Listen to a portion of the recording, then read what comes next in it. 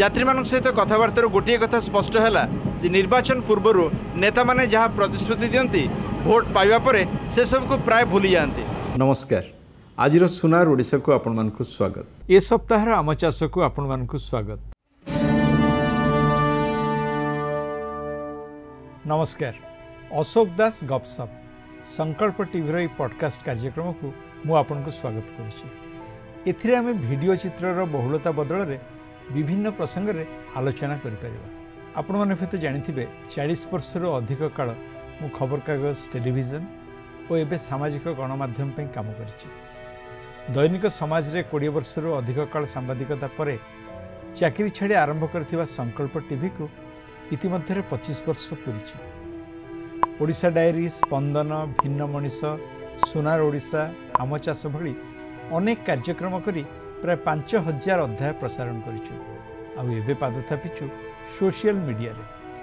संकल्प टीवी रो YouTube channel रो subscriber संख्या आपण मानक भल पाइबा जोगु बढ़ुछि। आउ एथिरे आमे जोडुछु एई पॉडकास्ट। या पछरे एक व्यक्तिगत कारण भी रहिछि। 27 वर्ष तले दूरदर्शन रे प्रसारित मोर दुईटी स्टोरी को फेसबुक रे अपलोड करिबारे व्यूअर संख्या दिन केइटारे 12 लाख टपिगला। कमेंट बॉक्स रे बेस किछि जण अतीत को मने पकई जहाँ सब लिखिले से मो मन कृतज्ञतार भरीगला। भाविली जेते दिन पारिबी से दिनर और आजिर दर्शक मानक सह साध्य मते संपर्क बांधिबी। आपण निश्चय एकमत हेबे आम चारिकड़र दुनिया रे अनेक दुख कष्ट रहिछि सत, हेले अनेक संभावना भी रहिछि।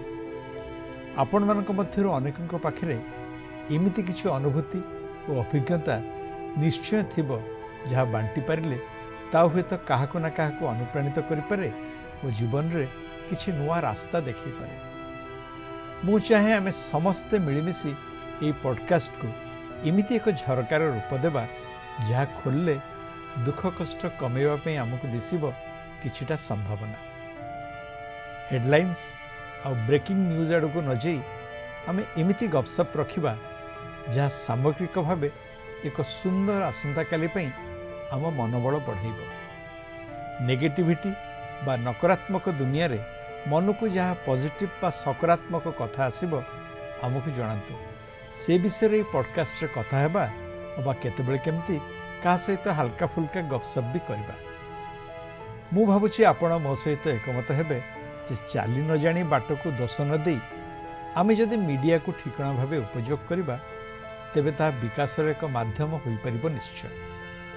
आज पई एतिकी आपण सहित देखा हेबो अशोक दास गपसप परवर्ती अध्याय रे।